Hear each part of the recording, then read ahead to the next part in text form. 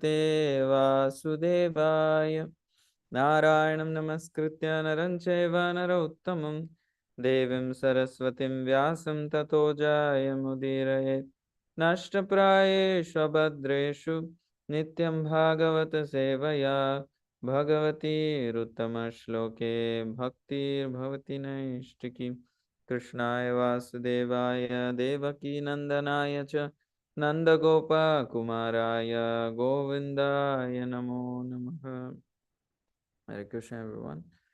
This is reading from Srimad Bhagavatam, Canto 10, Chapter 83, verses 11 to 16. Shri Kalindi Uvacha Tapascharantim Magyaya Swapada Sparshanashaya Sakyopetya Panyam Yoham Tadgrihamarjani. Sri Kalindi said, the Lord knew I was performing severe austerities and penances with the hope of one day touching his lotus feet.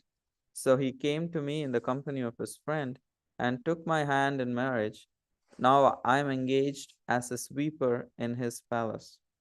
Shri Mitravinda Uvacha Yo Mam Swayam Varaupetyya Vijitya Bhupan Ninye Swayutagam Ivatma Balim Vipari Bratrum Shame Apakurutu Swapuram Shri Aukas Tasyastu Me Anubhavam Mangri Avane Janatvam.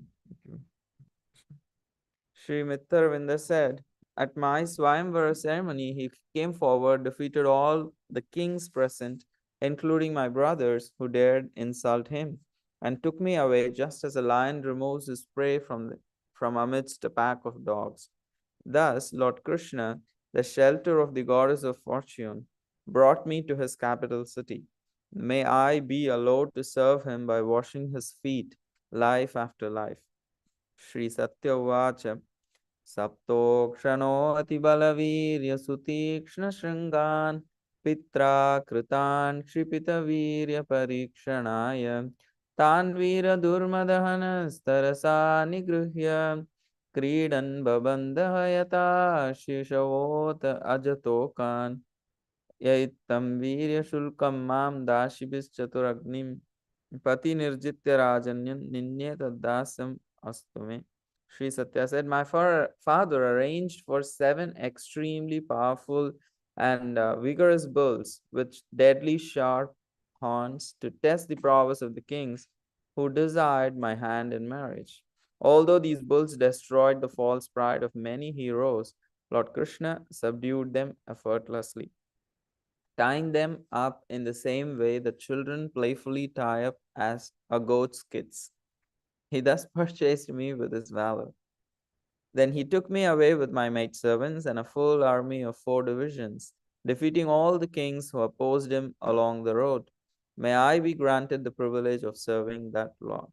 Verses 15 to 16, Shri Bhadra Uvacha पिता मे मातुलेयाय स्वयं आहूय दत्तवान् कृष्णे कृष्णाय तच्चित्तम् अक्षौहिण्या सखी जनै अस्य मे पाद संस्पर्शो भवेत् जन्मनि जन्मनि कर्मभिर्भ्राम्यमानाय येन तच्छ्रेयात्मना. Translation and purport by His Divine Grace, by the disciples of His Divine Grace, Abhay Charnav and Bhaktivedanta Swami Srila Prabhupada. Sribhadra said, my dear Draupadi, of his very own will, my father invited his nephew Krishna, to whom I had already dedicated my heart, and offered me to him as a bride. My father presented me to the Lord with an Akshauhini military guard and a retinue of my female companions. My ultimate perfection is this, to always be allowed to touch Lord Krishna's lotus feet as I wander from life to life bound by my karma. Purport: with the word Atmanaha, Queen Bhadra speaks not only for herself, but for all living entities as well. The soul's perfection, Shreya Atmanaha, is devotional service to Lord Krishna, both in this world and beyond in liberation. Sri Jiva Goswami comments that although in civilized society it is normally considered disrespectful to publicly speak the name of one's guru or husband, the Lord Krishna's name is unique. The mere utterance of the name Krishna is commendable as the highest expression of reverence for God. As the Svetashvatara Upanishad states, Yasanama Mahadyashaha, the holy name of the Lord is supremely glorious. Om Ajnanatimirandasya Jnananjana Shalakaya Chakshurun Militam Yena Tasmai Shri Gurave Namaha Shri Chaitanya Manobhishtam Stapitam Yena Bhutale Swayam Rupa Kadamahyam Dadati Swapadantikam Vandeham Shri Guru Shri Yuta Padakamalam Shri Gurun Vaishnavamsham Shri Rupam Sagrajatam Sahagana Raghunathanvitam Tam Sajivam Sadvaitam Savadutam Parijana Sahitam Krishna Chaitanya Devam Shri Radha Krishna Padan Sahagana Lalita Shri Vishakhan Vitamsya He Krishna Karuna Sindho Dinabandho Jagatpate Gopesha Gopika Kanta Radha Kanta Namostute Tapta Kanchana Gaurangi Radhe Vrindavaneshwari Vrishabhanu Sute Devi Pranamami Haripriye Vanchakalpatarubhyascha Kripa Sindhubhya eva cha Patitanam Pavanebhyo Vaishnavebhyo Namo Namaha Jai Shri Krishna Chaitanya Prabhu Nityananda Shri Advaita Gadadhar Srivasadi Gaura Bhakta Vrinda Hare Krishna Krishna Krishna Hare Hare Hare Rama Rama Rama Hare Hare Krishna. Thank you everyone. Thank you Anand Bihari Prabhu. Seeking the blessings of all the assembled devotees, Adipurush Prabhu, Arjun Prabhu, everyone, and everybody else, so that I can share something which is pleasing to Krishna and also inspiring and in the service of all of you, and also purifies my heart. So here we are seeing this chapter 83, where the queens of Dwarka are meeting Draupadi. So they are expressing their heart's sentiments. So we read from what Kalindi, one of the wives of Krishna, and then Sri Mitravinda and Sri Satya, and also Queen Bhadra. So all four of their sentiments and heart we saw. There is one common sentiments that they are all expressing. Of course, they are all in Madhurya Rasa. That means they are all in the conjugal mood of loving service unto the lotus feet of Krishna. That is their eternal relationship. So these are not any normal women of this world. Neither Krishna is the normal man of this world. So these are all associates of the Supreme Lord. So these are transcendental personalities. They are not ordinary, conditioned, living entities. However, we also see how they have this mood of humility. All of them are saying, Sri Kalindi is saying, oh, I'm engaged as a sweeper in his palace. Imagine, that's far from, like, in the sense that is her mood. And that is how she is engaging in the service of Krishna, like so exalted and so humble. And she has her own palace. She has so many servants. And when Narada Muni visited different palaces of Krishna, he could see that in every palace, Krishna is engaged with the queens individually, and they are having reciprocations.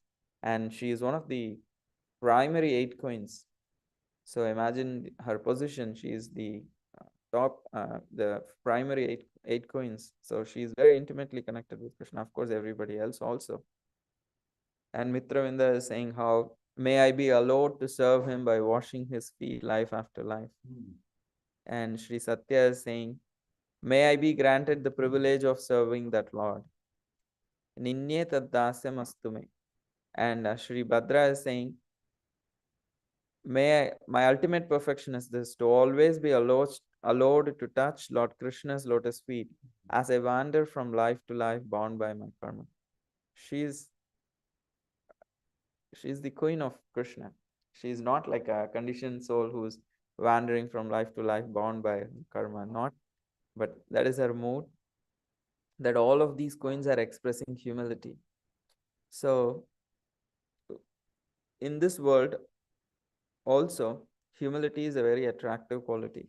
If somebody is very powerful and if they act very humble, it's very attractive to people. So the higher one is placed, the more humble one has to walk, otherwise they'll trip and fall. Have you seen people who walk on ropes? Like they are like, they're very high, standing on the rope and then walking. They cannot be walking like uh, carelessly. They have to walk very carefully. So similarly, the higher one is placed, the more humble one has to walk. And here the queens of Dwarka are also expressing their humility. This is very different from the humility that we all see in this world. They are very grateful also, because uh, like a grateful heart is where like what is makes us value what we already have. So here the mood of the queens of Dwarka is that they're all engaged in service to Krishna and extremely humble. And it is quite different from the humility of this world. So the humility of this world is arising from the mode of sattva guna, mode of goodness. So as practicing devotees, the more we establish ourselves in the mode of goodness, and that is what Sri Chaitanya Mahaprabhu is saying when he says, Trinadapi sunichena taroriva sahishnuna amanina manadena kirtaniya sadahari. Initially, taking shelter of the mode of goodness as we practice bhakti, we exhibit humility. However, when one actually awakens their relationship with Krishna, when the soul actually advances in bhakti and spiritually advances and then gets established in its original position, then naturally, as part of this, the soul is eternally humble.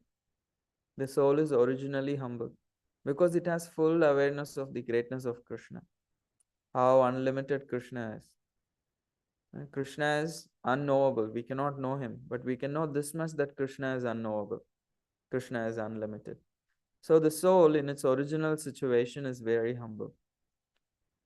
And currently, the soul is conditioned by the modes of ignorance and passion, has no real knowledge of how great Krishna is, has no real knowledge of how wonderful Krishna is and how sweet it is to serve him. So that is why when the spiritual master actually offers us this opportunity, because we have been wandering in this material world for millions of lifetimes, eating stool and lying down in a gutter, all kinds of bodies we have had. We have done all kinds of stupid things. And we continue to remain stupid. But somehow or other, by the mercy of the Guru, somehow or other, by the mercy of devotees, Srila Prabhupada and all the devotees, and by the mercy of Krishna, we have received this opportunity to be in touch with, uh, to come in touch with Krishna, to practice this process of devotional service. So we cannot afford to be again stupid and become very proud. However, the modes of passion and ignorance fools us, continues to fool us, thinking that we are very great and we are someone so special. Here you see all the uh, queens of Dwarka, they also have their stories, how I came to Krishna. So we all have our stories also. Some devotee stories are dramatic. Like here also we see Bhadra's story is plain. Her father invited and then Krishna came and took her hand in marriage. But for so Satya Devi, her father arranged seven extremely powerful bulls, and Krishna came and expanded into seven forms and subdued each one of them. A very kind of a different experience. And for Mitravinda, it's like a movie. Like Krishna just went to her Swayamvara and then defeated all the kings and like engaged in a battle and then took her away. Like she says, like He removed me from the amidst, like a lion removes his prey from the amidst a pack of dogs. And then he fought for it. Anyone who opposed him, he fought. So it was more dramatic. And for Sri Kalindi Devi, it is just she was performing austerities, and Krishna went there with Arjuna and then said, "Oh, I want to marry you." And then different devotees come to Krishna differently. So at in this stage of sadhana, it does not matter how we came to Krishna.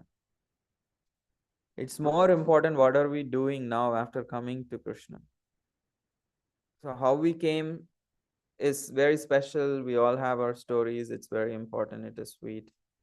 But what actually changes for us, the quality of our life, is what are we doing now that we have found Krishna, that Krishna has found us, Guru has found us.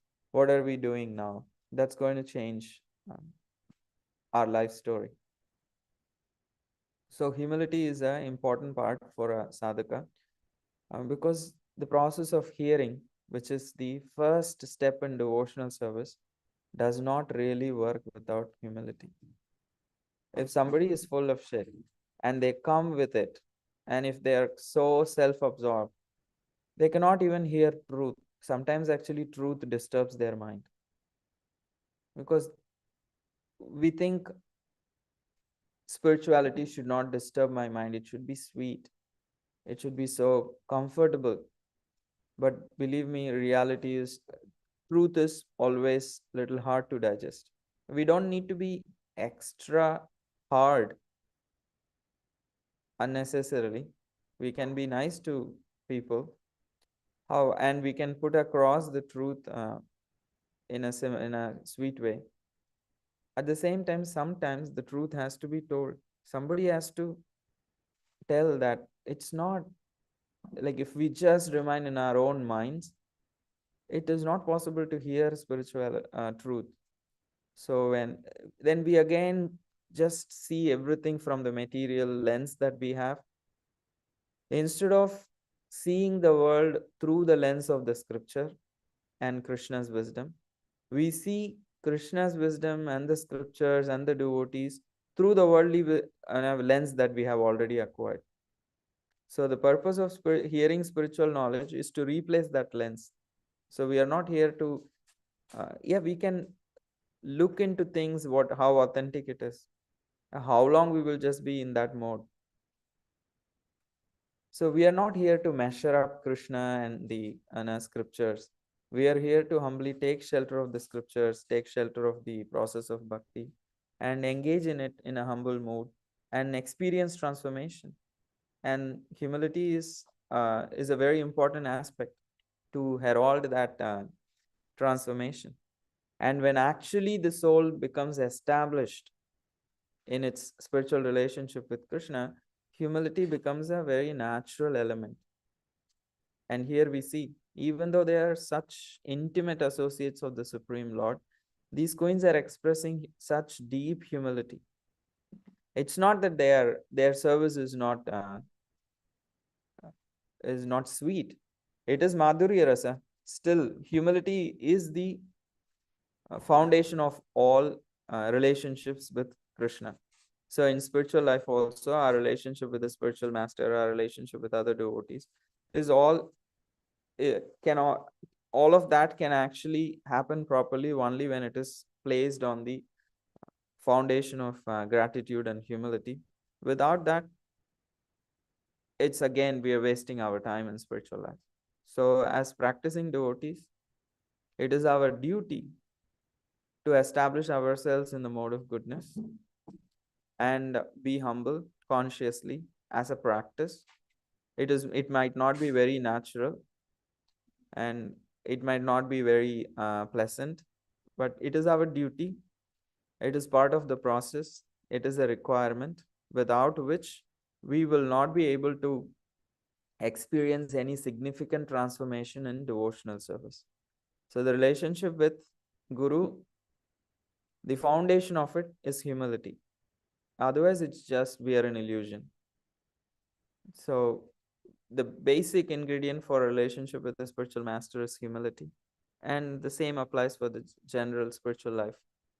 And when that is there, and then we sincerely chant Trinadapi Sunichena Taroriva Sahishnuna, when we are tolerant and we don't expect respect and we offer respect to others. As sadhana, when we try to gradually imbibe those qualities, we'll be able to chant better.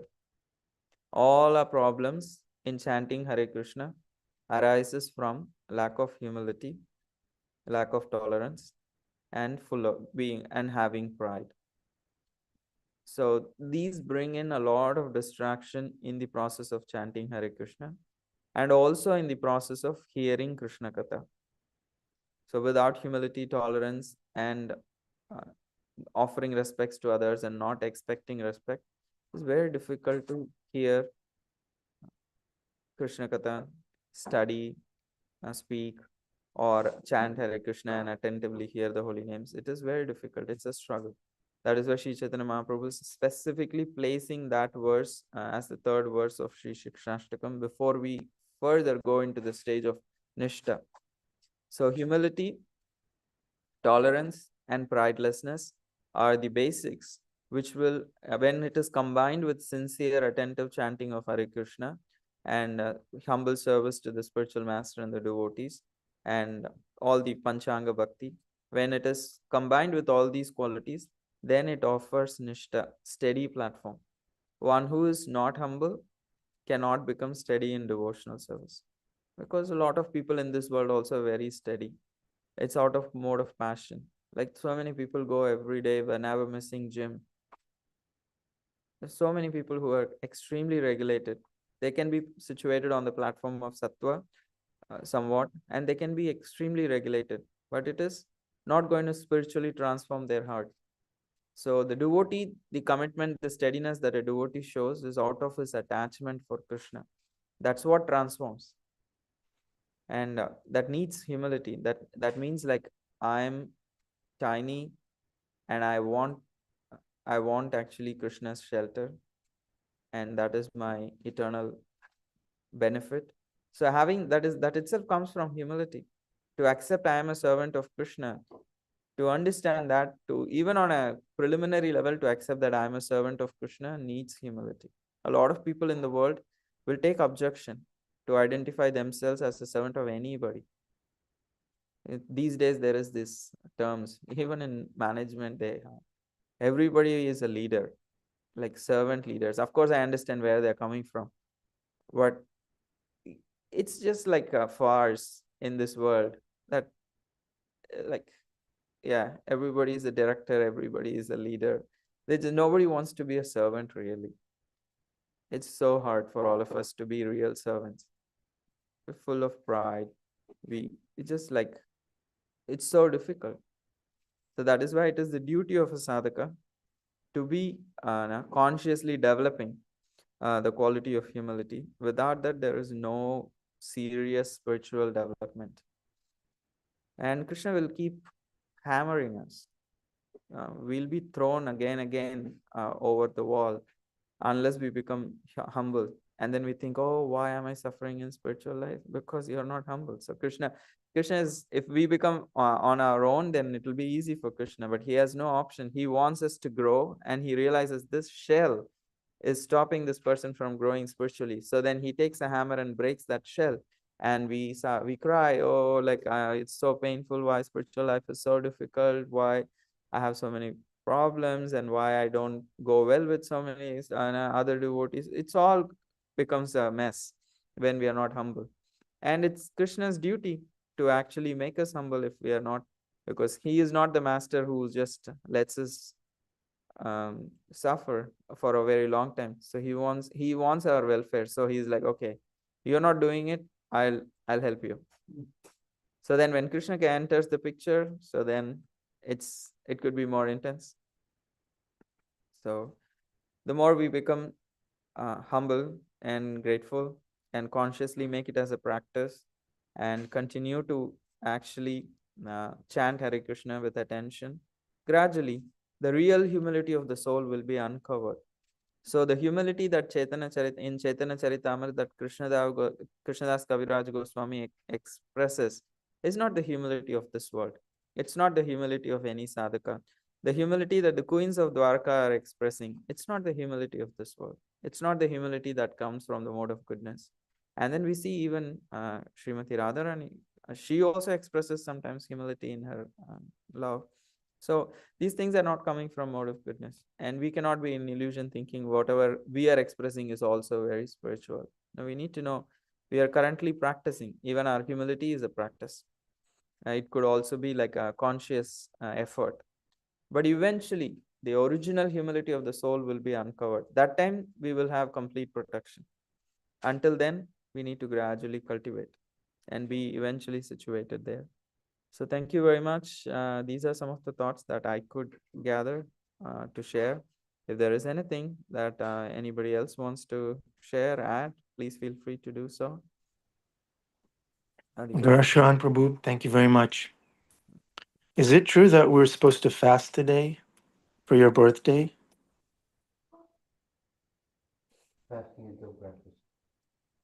No, Hare- not true. The Vedic calendar is not showing anything, but that some devotees are saying it's your birthday today. Thank you, Hare Krishna. Sure, You we can take it as you a can yes. offer your blessings to me. I'll take. Sure. Dear devotees, if you look at Guru Sharan Prabhu, you'll see what a balanced, surrendered Vaishnava looks like and sounds like. He's very serious about bhakti, but he's not harsh or unpleasant. He's very surrendered, but not proud. So let's all bless Guru Sharan Prabhu to keep going like that, just as he is. Thank you, Guru Sharan Prabhu, for your You should example bless of that I being a get better. sweet, sweet, sweet, sweet soul. Thank you for your association, Guru Sharan Prabhu. Krishna. Thank you so much for the blessings. And here Mother Gail is there, and then Krishna Kumari. Hi, Krishna Prabhu. I didn't know it was your birthday today. Thank you, Ananda Bihari, for Hi. letting us know. I hope you have an ecstatic day today and every day.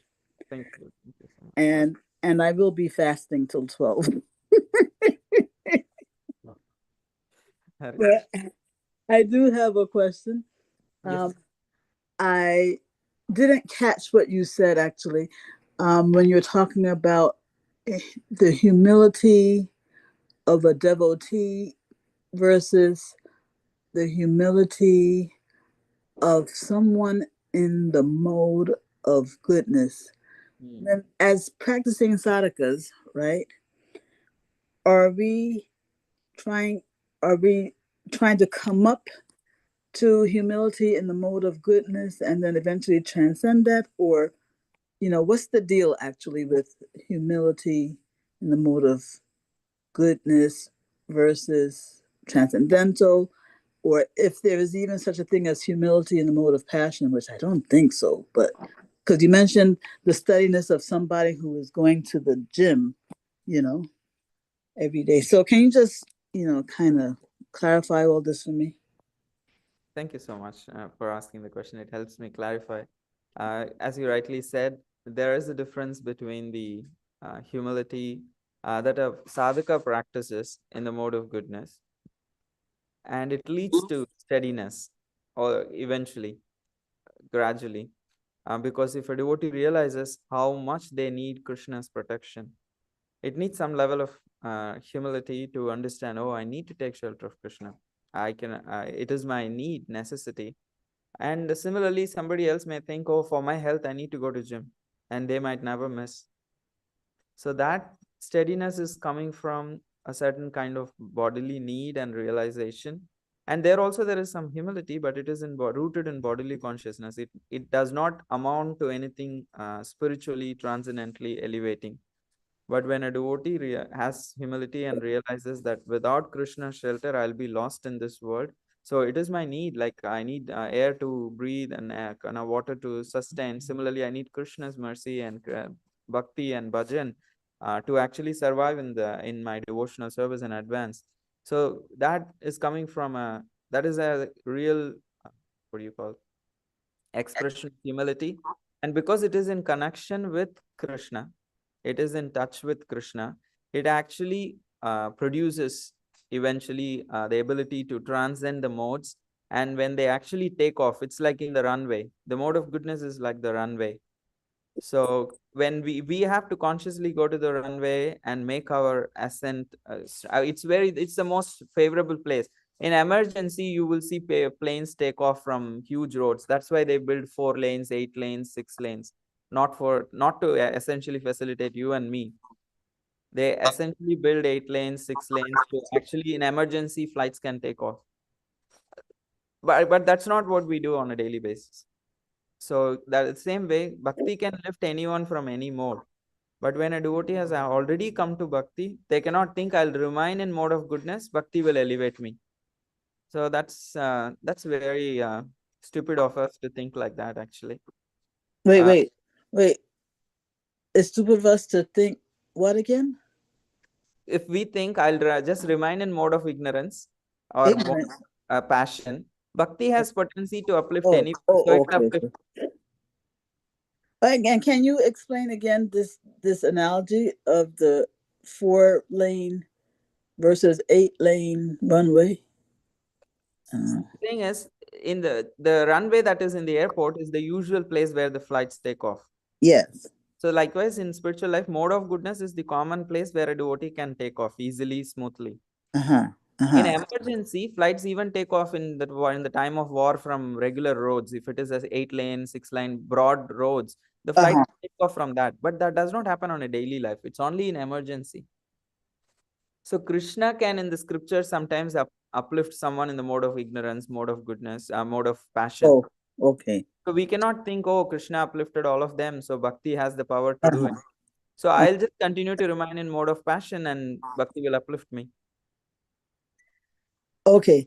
So Prabhu, you know, normally I think that anything that we do in connection with Krishna is in it transcends the mode, because the motive is not for any bodily thing, right? Any bodily satisfaction. When it's for Krishna's pleasure, I thought that that would immediately put that activity Mhm. in the transcendental mode. The But here, activity is in the transcendental mode, but the action, the performer is not still in the transcendental mode. oh, okay. So when Bhakti we, is always transcendental. The uh-huh, performer can be in the mode of goodness, mode of ignorance, mode of passion. yeah, okay, and um, yeah. So when a person is doing something, trying to do something steadily for Krishna's pleasure, Mhm. that activity that he's trying to do steadily, that activity is in the mode of, is in the transcendental mode, even though the sadhaka may be in some other mode. You're saying? Uh, I'm sorry, I got. No, no, that's okay. So I was saying, because you were saying that the activity will be in will be transcendental, because bhakti is also always transcendental, but the Yes. performer, the sadhaka, he may be in the modes. Yes. So when that sadhaka, Mm-hmm. he is trying to perform some activity Mm-hmm. on a steady basis Mm-hmm. for Krishna's pleasure, Mm-hmm. that activity that the sadhaka is performing is transcendental. Yeah, that activity is transcendental for sure. Even if the chanting is inattentive, still it is a transcendental action. However, for the performer to actually transcend the modes, it needs to be a very intense, like we see, right? Mam sreyo abhyabhicharena bhakti yogena sevate sagunan samatitaitan brahma bhuyaya kalpate. Means the active mam sreyo abhyabhicharena. It should be an intense practice and a consistent practice, unbreaking practice. So eventually, it just it like take off. You have to go around in the runway for a while, and then it needs a lot of thrust to actually take the plane off.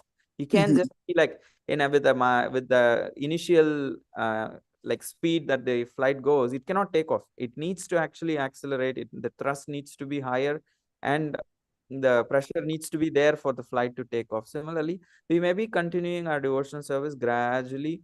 We come to more and more of goodness, and then we become more serious. And when we really apply that pressure, when we really want Krishna's mercy, when we become really desperate and we put all our energy and heart, then it can take off. It's not going to be very easy. Yeah, so you're talking about like consistency over like a prolonged period of time. And then when the consistency is prolonged, Krishna will give us more intensity. Krishna will so gradually we have to piece by piece bring us together to the platform of Nishta, Ruchi, Asakti. All of those things needs to happen gradually. Okay, one last thing in this connection is that person who is going to the gym regularly, right? Mm-hmm. I was thinking that for anybody to do anything on a regular basis Mm-hmm.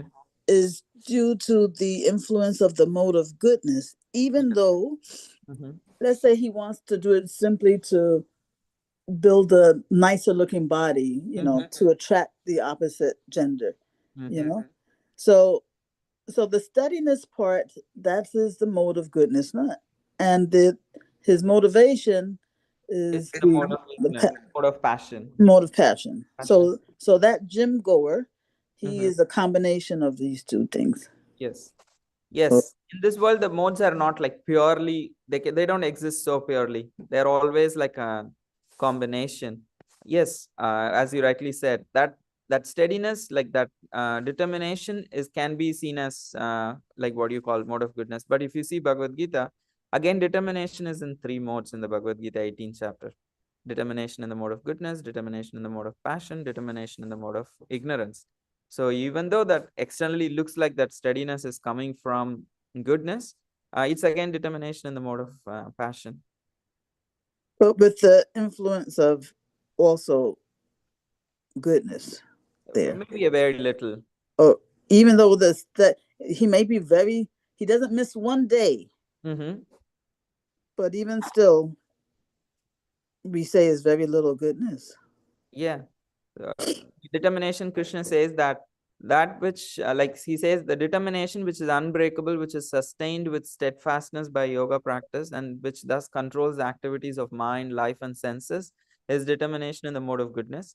But that determination by which one holds fast to fruitive results in religion, economic development, and sense gratification is of the nature of passion. Uh-huh. So the determination is itself in the nature of passion. Okay, so then therefore the determination is is your motivation for doing it, not really the activity itself, it seems like. Yes, yes, that's again an important clarification. Thank you.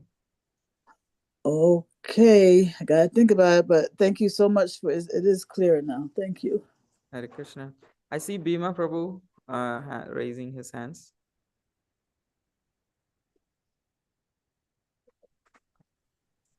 Haribol, birthday boy. Hare Krishna. Somebody's got how old are you? I know you're eternal, but how old are you? Like, how old is that body of yours? I'm 41. 41? You got to get married, man. You got to settle down. You got to get a job, and you got to get your life together, man. This it's ridiculous. I'm getting my life together gradually. Yeah, someone like me, this mode of passion, goodness, ignorance, and stuff like that. I have found that the best way to find oneself in the right mode at the right time in the right place is to be with the right people. So, someone like me cannot sit around and wonder what I'm doing from moment to moment because it's not my decision what I do from moment to moment. But if we're hanging with the devotees and we find someone who's shining like yourself with the mode of goodness, then the more that we can associate, of course, and birds of a feather flock together, that all our questions are answered simply by we tend to spin things in the mind. Am I doing this right? And what kind of mode am I in? Is this the right decision, et cetera, et cetera? And of course, a constant prayer to Krishna, do what you will with me. That's Prabhupada's prayer, I'm just a puppet, and Prabhupada, Krishna, spurred Prabhupada on. There was some transcendental passion in Prabhupada's aspiration to come across the ocean and to do what he did. If we're speaking strictly hmm, in as far as modes go, the mode of goodness might not have been the impelling force that got that got Prabhupada across. It was Krishna spurring Prabhupada on uh, to do the mission. And usually, when somebody's on a mission, they have a passion for it, and that passion stems from an attraction and a faith and a taste in what they're doing, and they want to share it with others, which of course is in the mode of goodness.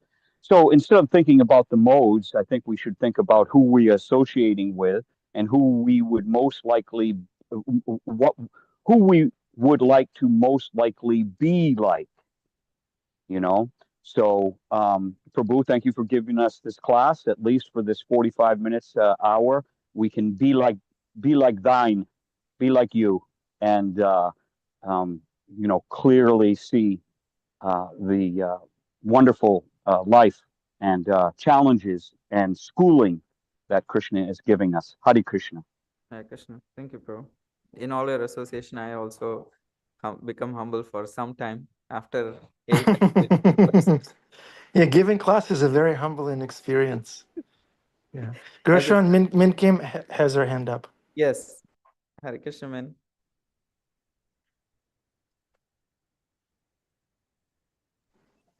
We can't hear you. Oh, there she is. Class and happy birthday. Thank you.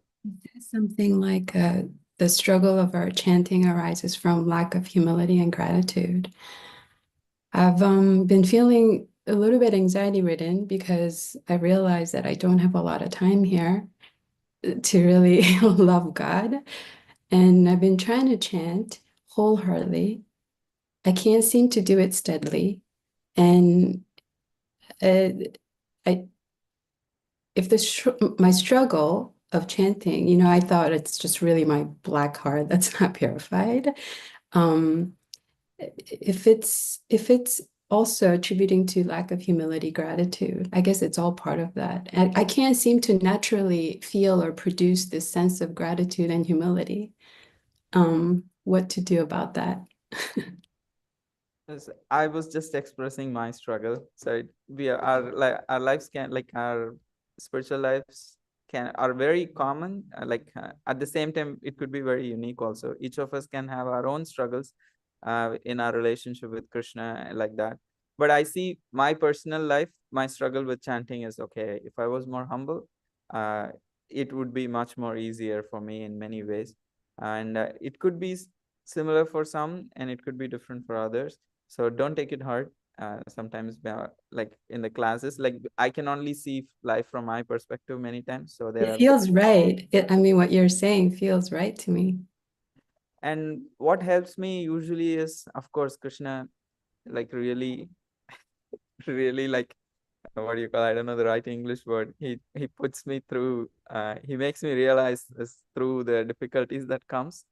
And also when I see Janavi Preeti is also asking here a very similar question. How do I usually when I'm stupid and I'm not humble, so then I get situations where I'm like kind of beaten. So then I realize, oh my God, why is this happening? So I need to be more humble. And otherwise, it's reading certain bhajans like by Bhaktivinoda Thakur, having some particular lecture clips, quotes, something like that. That if I it can remind me, but nothing like seeing someone really who's like who embodies that kind of a quality and lives by it, and that's what will really inspire someone to actually go to the next level. So we need to have the association of devotees who actually embody it, and then there'll be natural inspiration from inside. Oh, I want to be like this. Bhakti is so amazing, he's so humble, like that. So all of this, a combination of all of these external cues and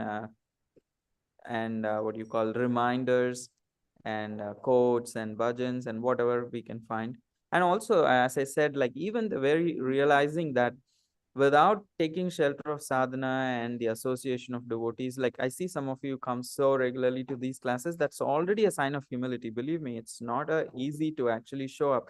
That means you understand, here is my strength. I need the strength to survive in spiritual life and to nourish me and establish my connection with Krishna. Just showing up for this class and being attentive and listening from all the speakers and taking up and being in that humble mood of hearing is itself a lot of humility it takes.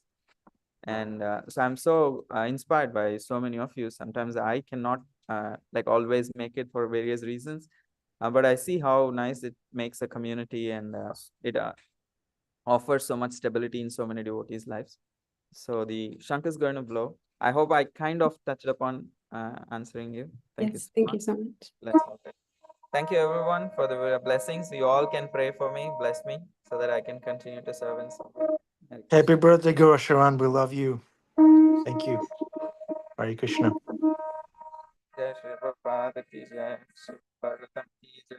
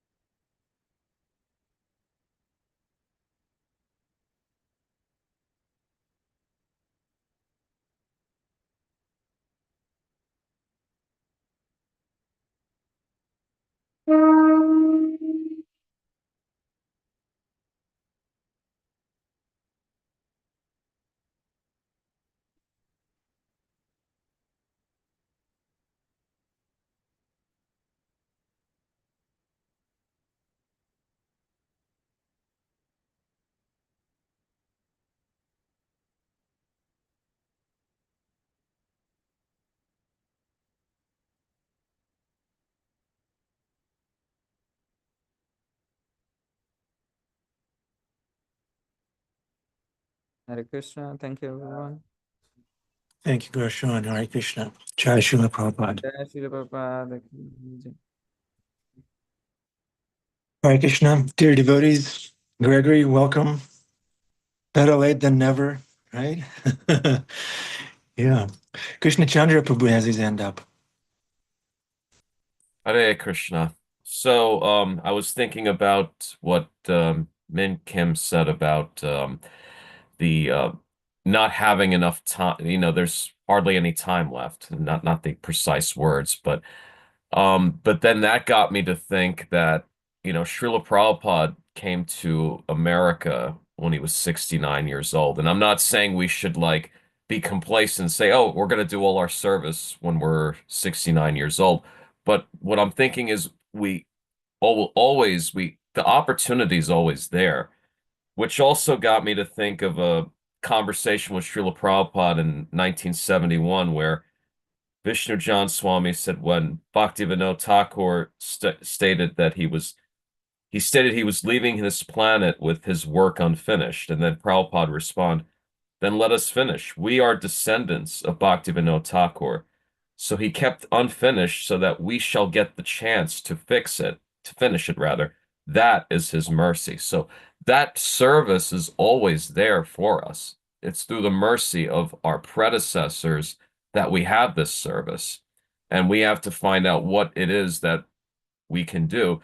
Because, of course, we just learned in the class that one of the queens, Kalindi, was sweeping the palace. So that devotional service is very important. And as long as we find what is it that we feel I hate to use the word passionate, but I think when we find what we really want to do as service, ultimately that attachment to service is what brings us closer to Krishna ultimately.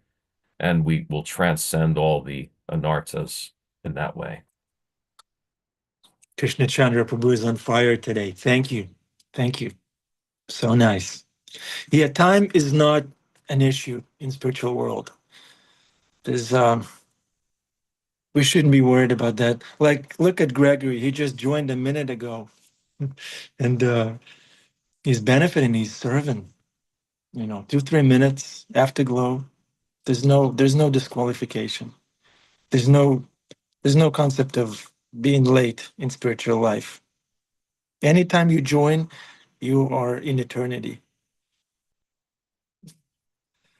Like Gregory, he thinks he's in the office, but he's in eternity. Thank you. I appreciate it. I try whenever I can get on, I get on. That's basically That's the attitude. And same with the service too. I try my best. Yeah, cool. That's the attitude. Whenever I can, I join. I do service. Cool. All right. Adipusha Prabhu, would you like to speak? I have a question. To stay humble on day-to-day basis, do we have to intentionally maybe break our leg every day to stay humble? Or it will come? How do we naturally stay humble on a day-to-day basis? What are some practical tips that you'd like to share with us? But first, unmute yourself.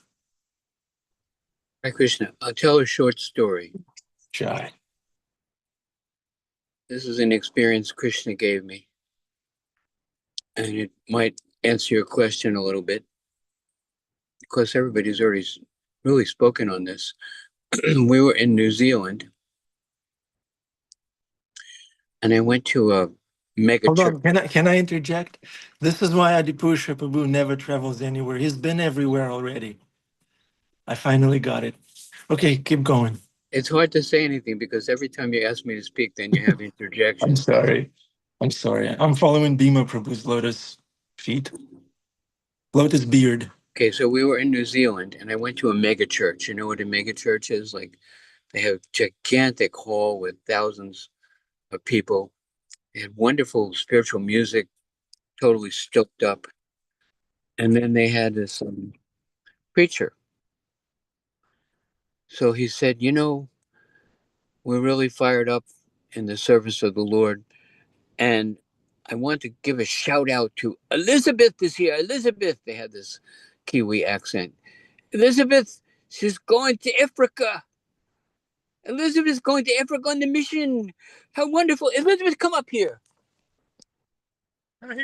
Sir, I'm on the phone. Yeah, you did. Oh, I'm It's sorry. okay. I'm on the Was phone. Thank you very much. Thank you for apologizing. Oh, I'm sorry. was You're welcome. God bless you. was that Elizabeth? No, that was somebody who I don't. I'll just try to tell the story, and we'll Okay. tell these other things later. So Elizabeth comes up to the podium, and she's really humble. And Elizabeth, you're going to Africa. Africa. You've heard the story before, you know. So so you're going on the mission, and she says, well, you know, when I was a little girl, you know, the thing today is about the queens. And Gaur Sharan Prabhu was talking about how the queens and how they were humble. You know, usually a queen, everybody wants to be a queen, you know, like a big um, center of attention and regal. You're not even supposed to turn your back on the queen when you go in her. You walk out backwards, you know. Everybody puts her in prominence. So there's all this etiquette. So she said, when I was little, they said, what do you want to be? And I said, I want to be the queen. And everybody said, Elizabeth, you can't be the queen. We already have a queen. He said, but I want to be the queen. I want to sit on the throne. I want to have a crown. I want everyone to bow down to me and do what I tell them to do, you know. That's what I wanted when I was a little girl. But now I've come to Jesus. And I don't want to be the queen. My husband and myself and my 3 children, we're going to Africa on the mission. I said to my mother, Mom, we're going to Africa. She said, Africa? They have 3,000 diseases without names in Africa because they don't have toilets. You're going to Africa with your children. Are you crazy? She said, Mom, because I feel the love of Jesus and I want to give it to others, I'm ready to go anywhere and do anything in his service. And I no longer want to be the queen. I just want to serve. And the Lord has given me the love for the people of Africa. And I can't wait to be there and to care for them. You know, so Krishna is so wonderful that he changes us. Normally a queen is very, you know, proud if they're, you know, contaminated by that high position. But there's another quality of life, and even somebody in a regal stature can be satisfied and joyful and blissful and loving. All these queens, they wanted to serve Krishna, and that they found satisfaction in that. So devotional service is the key, and it's real humility because that's what we really are. We're loving beings. We're loving servants of Krishna. Anyway, that's a quick story. Maybe Thank you. that's illustrative or maybe not. But I prayed to Krishna what to say. I prayed to Prabhupada. Thank you. Still Prabhupada Hare Krishna. Thank you. So in order to stay humble on a day-to-day basis, we need to sign up for some service, right? Not just the service, but the person. It's not only what we're doing, but who we're doing it for. Yeah. Yeah. The Guru inspires us by his sincerity and dedication and his example and his satisfaction and joy in devotional service that we want to please that person. We want to assist that person. Because that helps us to know that we're actually offering our service to someone. Thank you. Thank you. All right. Krishna Kumari. I just couldn't believe that you didn't comment. Gaur Sharan told us that we've all eaten stool and laid in a gutter. He said that in his class. Anyway, when he said that, I immediately went to Vrindavan. And then I started thinking of these residents of Dwarka. And then I was thinking about the residents of Vrindavan. And then I did have a serious question.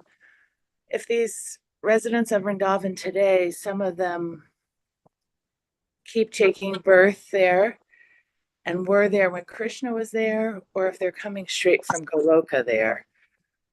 Yeah, I was just kind of, that's where my mind went while Gail was asking about. So Would anyone like to answer that question?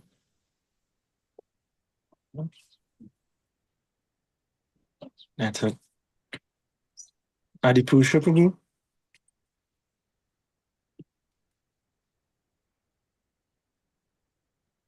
Well, Shastra says that Krishna is directing the wandering of every living entity. And certainly there are living entities that come from the spiritual world. And there are others that come from lower planetary systems into human life. Even Rita Swami told us that there are some people that come from the demigod status into human life. Like the Japanese, they say they're descended from the sun god, or many of the Asian countries, they're celestial. And other people come from being a dog or a cow, or before coming into human life, or come from the mode of passion. So people do come from different places. But the point is, what do we do while we're here? Like Gaur Sharan said, no matter where we're from, no matter who we are, devotional service is an option, and it's beneficial, and it's perfect, and that's what Srila Prabhupada is calling us to. Lord, how can I serve you? It's such a simple life. Thank you. Krishna Kumari, was that satisfying? Great answer. I'm just wondering about actual bridge bosses. They're always been born in Vrindavan since Krishna was there. Like, how does it work? But I guess there could be many different ways that why they're there. Yeah. Okay, Adipusha Prabhu left. All right. Yeah, whether we have been practicing devotional service for decades or we're very new, there's no disqualification. If we commit to some service for our guru, for the benefit of others, then we are making progress gradually. Hare Krishna. Thank you all for your association. Sundarananda Ji, Krishna Chandra, Krishna Kumari and Janardhan, Gregory and his team, Min, and Mangi Gale, who holds PhD and asking questions. Amrita Kishori, Devidasi, Neha, Danakeli Prabhu, Bhima Prabhu, Joshua and Oliver Prabhus. Thank you all on YouTube. Happy Monday. We love you. We need you. Hare Krishna. Jai Ram, Krishna.